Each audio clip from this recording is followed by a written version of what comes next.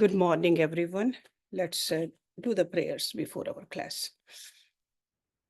Om Guru Brahma, Guru Vishnu, Guru Devo Maheshwara, Guru Sakshat Parbrahma, Tasmai Shri Guruve Namaha.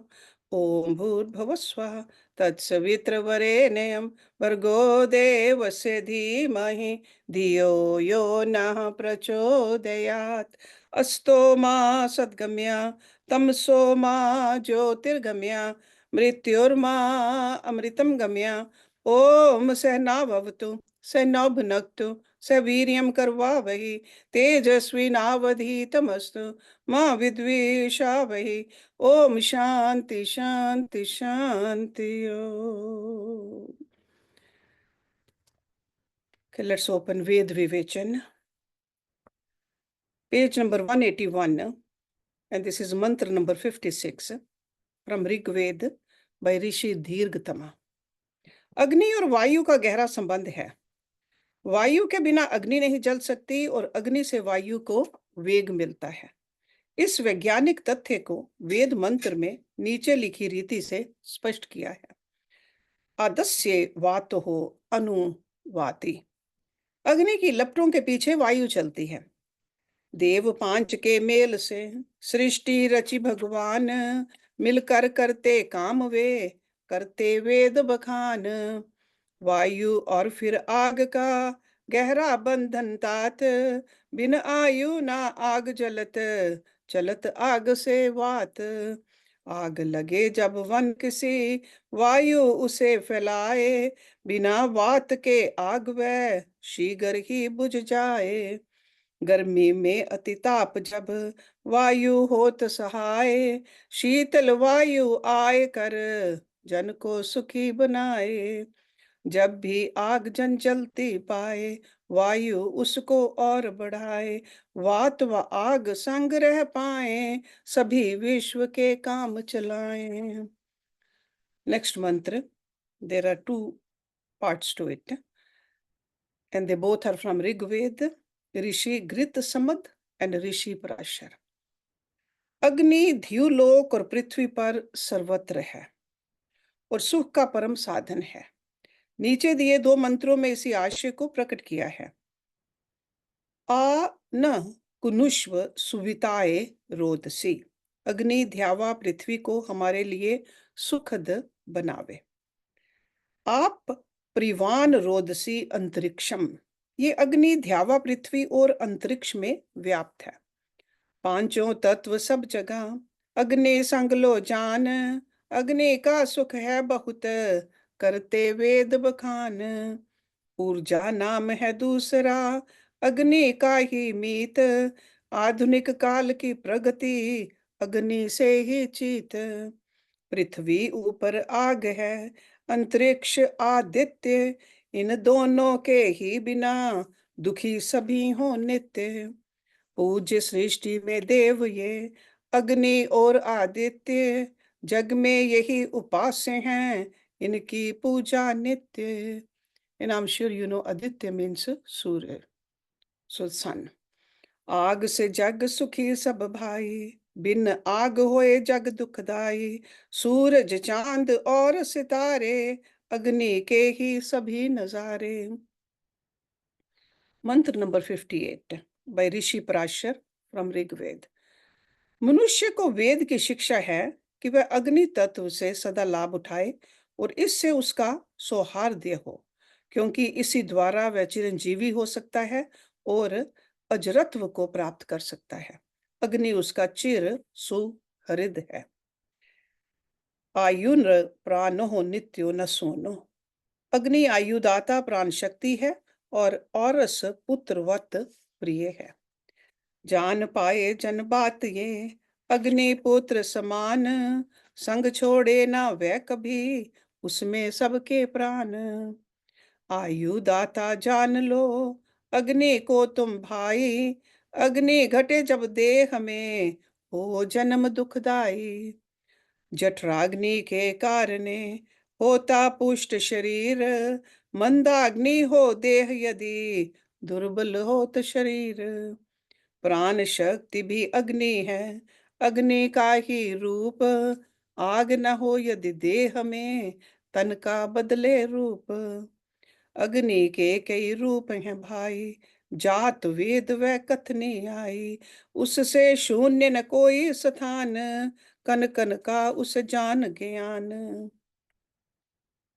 मंत्र number 59 from Rigveda by Rishi Rahugana Gautam. वीर पुरुषों में अग्नि शौर्यतव है। वह उनमें तेज और आत्म बलिदान की भावना जागृत करती है। वह शत्रु पर विजय प्राप्त करने पर सर्वोपरि माध्यम है। इसी गुण द्वारा इंद्र ने वृत्रासुर पर विजय प्राप्त की और उसका वध किया। उदग्नि वृत्र हाजनि। अग्नि वृत्रों का नाशक है। वीर पुरुष वह जानिए, जिस दिल भव के आग, सन्मुख शत्रु आए जब, हो भस्म उसी आग। इंद्रादि बहुवीर भय, आर्य जगत में जोए, उनके शौर्य के सन्मुख, ठहर सका न कोय। वृत्रासुर प्रसास भया, ढेर भया रन बीच, विस्तृत गाथा इंद्र की, भई विश्व के बीच। जोए आग थी इंद्र में, सतयुग में उस काल, त्रेता में वह राम में, द्वापर कृष्ण मुरार। कलयुग में थी बुझ गई आग, प्रास्त भय शत्रु पगलाग, गुलामों के भी भय गुलाम, सेवक के दिल पीड़ा राम। वन मोर मंत्र, मंत्र नंबर 60 फ्रॉम ऋग्वेद बाय ऋषि दीर्घतमा। अग्नि के बिना पृथ्वी की वनस्पतियां आदि बढ़ नहीं सकती। सूर्य के ताप से ही पादप और बड़े बड़े वृक्ष सर्वत्र देखने को मिलते हैं, और पृथ्वी पर कई प्रकार की वन संपदा है। पदो निदधाति सानौ, अग्नि भूमिस्थ पदार्थों को ऊंची चोटी तक पहुंचाता है। देव पांच का पसारा, है विश्व ये सारा, अग्नि देव का महत्व, जान रहा जग सारा। वनस्पति नहीं उग सके, बिन सूर्य के जान, सूर्य के ही ताप से, पादप हो महान। अग्नि ही तो ले चलत, भूजल को आकाश, जा पर्वत के शिखर पर, तड़ तड़ करे प्रकाश। पक्षी उड़े आकाश में, प्राण शक्ति से मीत, अग्नि बिन नहीं कुछ भये, जग को है प्रतीत। काम सभी हों आग से भाई, सनातन रीति यही चली आई, वैदिक लौकिक नेम पहचान, बिना आग ना गति हो जान।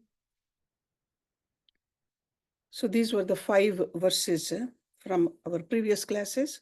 So now let's move to page number 222. And this is where Guruji is explaining what Som Ras actually is. And he has given several mantras from the Rig Veda. So this mantra, part of the Rig Veda mantra, Ayam Manishaha Ushatihi Mjigaha, ये बुद्धि को तीव्र करता है। जब थका मांदा कोई आए और उसे बादामों की सरदाई मिल जाए तो सारी थकावट दूर हो जाती है। वेद में लिखा है, इंद वो मत्सरहा मादिष्णवा, अर्थात ये तृप्ति कारक और हर्षदायक है। यही नहीं, इससे शरीर की कांति भी बढ़ती है। वेद के अनुसार ऐशस्य तेन वो नृम्न वर्धना, हे इंद्र, ये बादाम तेरे शरीर की कांति को बढ़ाने वाला है। स्मरण रहे कि बादाम पीसकर और उसमें जल मिला जब उसकी सरदाई बनती है तो उस सरदाई को बारीक वस्त्र से छाना जाता है। वस्त्र पर जो बादामों का फोक रहता है उसे चेहरे पर मलने से चेहरा निखर आता है। आर्य लोगों को ये सब प्रतीत था और इस प्रकार बादामों का पूरा पूरा लाभ उठाते थे। कई बादाम कड़वे भी होते हैं, परंतु उनका गुण विशेष होता है, जिस प्रकार निम्नलिखित मंत्र में संकेत है। तिग्म आयुधो तिग्म हेति सुशेवौ सोमः रुद्रौ। कुछ बादाम तीक्ष्ण चुभने वाले परंतु बहुत गुणकारी होते हैं। इस प्रकार देव जाति आर्यों ने बादाम और बादाम की सरदाई को अमृत का नाम दिया, जैसे पूर्व लिखित एक मंत्र में है, और पुनः उसे दोहरा रहे हैं। देवाः अकृष्वन् अमृतस्य नाभिम। बादामों की सरदाई की ठंडक और उसके सुखदायी प्रभाव को स्मरण कर वैदिक कवि उसे चंद्रमा की उपमा देकर लिखता है। पृथ्वी व्यामन्य हो अध्यंतरिक्ष है, अर्थात एक बादाम रस पृथ्वी पर है और दूसरा चंद्रमा आकाश में है। कवि के मुख से सरदाई पीकर सहसा उद्गार निकला, बृहद गंभीरम तव सोम धाम। अर्थात हे बादाम, हमारे हृदय स्थल में तुम्हारी शीतलता और गुणों का महान वृहद प्रभाव पड़ा है, अतः तुम हमारे हृदय के लिए अत्यंत सुखदायक हो। भवान सोम शम हृदय, और तुम्हें कर्मठता, ज्ञान और विशिष्ट आनंद के लिए तुम्हारा प्रयोग करते रहें। सोम महाकृत्वे दक्षाए बृहते मदाए। अंत में मैं वेद के एक मंत्र को उद्धृत किए बिना नहीं रह सकता, क्योंकि वह मेरा निजी अनुभव है और बार बार उसकी स्मृति हो रही है। वह तो बाल्यकाल की याद है। सो गुरु जी इज राइटिंग, बाल्यकाल कश्मीर की वादियों में व्यतीत हुआ। बसंत ऋतु का आरंभ था। बादामी बाग की और बादामों का शगुफा देखने जनता झुंडों में जा रही थी। मैं भी उनमें एक था। पैदल ही चलते थे, ठंडी वायु का सभी आनंद लेते थे। जब बादामी बाग के हजारों वृक्षों के उपवन से कुछ ही दूरी पर थे, तो एक सुगंधित मधुर वायु का झोंका आया और मैं गदगद हो उठा। अब जब वेदों का अनुशीलन कर रहा हूं, तो निम्नलिखित मंत्र सन्मुख देखकर मंत्र दृष्टा ऋषि की कृति को वाह वाह कह उठा। वायु सोमस्य रक्षिता। वायु सोम बादामों का मित्र है। नाउ द नेक्स्ट पार्ट, चतुर्थ विषय, यज्ञ अर्थात युद्ध। आर्य जाति जंगजू थी। सकल विश्व को आर्य बनाना उनका विजय घोष था। कृणवंतो विश्वम आर्यम। सतयुग में असुरों और त्रेता में राक्षसों पर विजय प्राप्त की। ऋषियों ने उनका भूरी भूरी यशोगान किया। देखें ऋग्वेद और रामायण। सर्वोत्तम वीर राजा होता है, जैसे सतयुग में इंद्र, त्रेता में सूर्यवंशी नृपदर्शत, राम आदि, और द्वापर में कौरव, पांडव आदि। सेनापति सर्वश्रेष्ठ योद्धा, शस्त्रज्ञ और गुणवान होता है, और वह आचार्य कहलाता है। राजकुमारों को शस्त्र अस्त्र की शिक्षा देता और युद्ध कुशल बनाता, जैसे आचार्य विश्वामित्र, द्रोणाचार्य, और सतयुग में आचार्य अग्नि। देखें ऋग्वेद, रामायण और महाभारत। आचार्य को पुरोहित भी कहते, क्योंकि वह सेना के आगे रह युद्ध करता और सेना का नेतृत्व करता। वह ऋत्विज कहलाता, क्योंकि वह सेना की व्यूह रचना करता और होता भी होता, कारण कि सेना की भर्ती उसी के आदेश से होती और वह सैनिकों को संगठित करता। सेना जब युद्ध में जाती तो उस अवसर को यज्ञ का नाम दिया जाता। युद्ध में आचार्य विजय प्राप्त कर प्रजा को विजित धन से माला माल करता। अयजवनो विभजनेति ही वेदः। यज्ञ ना करने वाले का धन युद्ध के विजेता को मिलता है। भगवान भी वीर योद्धाओं की सहायता करता है, कायरों की नहीं। अयज्ञयाद यज्ञम भागम में भी ईश्वर यज्ञहीन को छोड़कर यज्ञकर्ता के पास जाता है। वेद में यज्ञ युद्ध को अमर अग्नि का नाम दिया है, जैसे अमत्रेय या आज होती हव्यम। भावार्थ, इस अमर अग्नि युद्ध में मरकर वीर अमरत्व को प्राप्त करता है। यज्ञ ही संसार का केंद्र है। युद्ध से ही संसार की मर्यादाओं की, धर्म की रक्षा होती है। अयम यज्ञो भुवनस्य नाभि। ये यज्ञ संसार की नाभि केंद्र है। राजा अपने राज्य के विस्तारार्थ अपने सैनिकों को एक घोड़े के साथ विजय यात्रा पर भेजता और यदि कोई राजा अपने राज्य में प्रवेश करने से रोकता तो उसके साथ युद्ध होता। इस युद्ध को अश्वमेध यज्ञ का नाम दिया जाता था। वेद में इसका उल्लेख इस प्रकार से है, अश्वम राय प्रमुंचंत, तुम समृद्धि के लिए अश्वमेध का अश्व छोड़ो। युद्ध में जाने के लिए परिश्रम व कर्मठता की आवश्यकता होती है। युद्ध वह अग्नि है जिसमें वीरों की आहुति दी जाती है। वेद में इस प्रकार वर्णन किया है, इद अग्न्यः शम्या ये सुकृतिया। उन्होंने परिश्रम और कर्मठता से यज्ञ अग्नि, युद्ध अग्नि प्रदीप्त की। युद्ध में शत्रु को मारना हिंसा नहीं।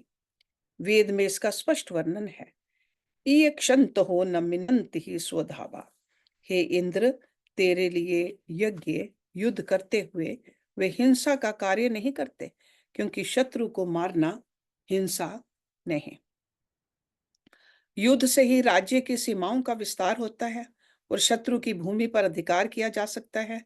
वेद कहता है, ई जानम भूमिर भी प्रभूषणी। युद्ध कर्ता को भूमि सर्वथा सहयोग देती है, अर्थात भूमि स्वयं उसका वरण करती है। युद्ध में विजयी का यश सर्वत्र फैलता है, वह यशस्वी और ऐश्वर्य युक्त होता है। इजानमिद ध्योर गुत्रवासु, यज्ञकर्ता को द्युलोक अभीष्ट ऐश्वर्य देता है। युद्ध का एकमात्र लक्ष्य होता है अपने शत्रुओं को पराजित करना। इस लक्ष्य को योद्धा कभी विस्मरण ना करे। वेद संकेत करता है, इजान स्तर्ति द्विषा, यज्ञकर्ता अपने शत्रुओं को पराजित करता है। विजय यात्रा के लिए सेना अनुकूल समय पर प्रयाण करती है, अर्थात शरद ऋतु में जब नदियों में बहुत जल नहीं होता और वे यात्रा के प्रयाण में बाधक नहीं होते। उपक्षरन्ति ही सिंधवो मयो भुव इजानम, यज्ञकर्ता के लिए नदियां सुख देती हुई बहती हैं। सैनिक उत्साहपूर्वक जय घोष करते हुए और वेदों के मंत्रों का गान करते हुए उत्साहपूर्वक युद्ध में जाते हैं। उनके उत्साह की सीमा देखने वाली होती है। ऋचाम त्व पोषम अस्तेहे पुष्वान, आचार्य सेनापति ऋचाओं के घोष से सैनिकों के उत्साह को दुगना करता है। जो राजा युद्ध करने से कतराता है, भगवान भी उसकी समृद्धि और श्री को नष्ट कर देता है। जनो या कश्चित विमिह्यते, देव यज्ञ ना करने वाले की समृद्धि व श्री नष्ट कर देता है। वेद की शिक्षा है, युद्ध करने से ही प्रगति होती है, अन्यथा नहीं। जुहोत प्रतिष्ठत, तुम युद्ध करो और प्रगति करो। तस्य द्युमिनतमम यशः, युद्ध करने वाले को अत्यंत तेजों में यश मिलता है। युद्ध की प्रक्रिया अनादिकाल से चली आ रही है। तानि धर्मानि प्रथम अन्यासन, युद्ध अत्यंत प्राचीन धर्म है। युद्ध में शहीद होकर स्वर्ग की प्राप्ति होती है। तेह नाकम महिमाना सचंत, युद्ध में मारे जाने पर योद्धा नाक अर्थात स्वर्ग को प्राप्त हुए। हतो व प्राप्यसी स्वर्गम, this is from Bhagavad Gita. ये सर्वसम्मत है कि योद्धाओं का यश लोक परलोक में सर्वत्र फैलता है। दिवी श्रवो दधीरे यज्ञासः, युद्धकर्ताओं का यश ध्युलोक तक जाता है। बहादुर और तेजस्वी पुरुष युद्ध कर सकते हैं, अन्य नहीं। ध्युमिनंतम उत्क्रतु, यज्ञ अत्यंत तेजों में कर्म है और कायरों के वश की ये बात नहीं। न ये शेकुर यज्ञाम नावम अरूहम, कायर युद्ध रूपी नौका पर नहीं चढ़ सकते।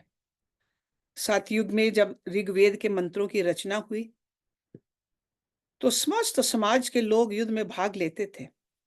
4 कर्म तो थे, परंतु 4 वर्ण नहीं। 4 वर्णों का निर्माण उसके बहुत पश्चात हुआ था।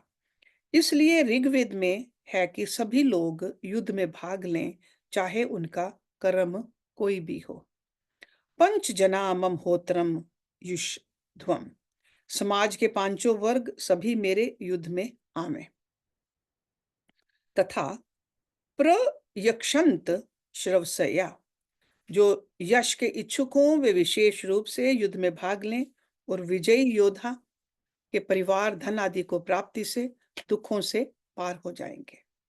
प्रयज्ञम नमः वृजनम तिराते है, युद्ध की प्रवृत्ति परिवार को दुखों से पार लगाती है, और जो नागरिक युद्ध में साथ नहीं देता सम्राट इंद्र उसे दंडित करता था।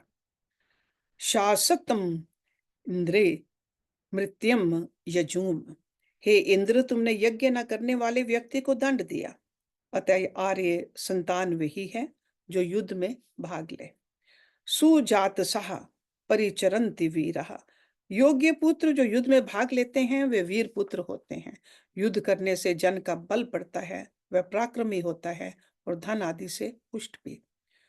सो अग्ने धते सुवीर्यम सपुष्यति, युद्ध में भाग लेने वाला पराक्रमी होता है और धन आदि से युक्त होता है। अतः वेद की शिक्षा मानव मात्र को यही है कि यज्ञ करो, युद्ध से पीछे ना हटो।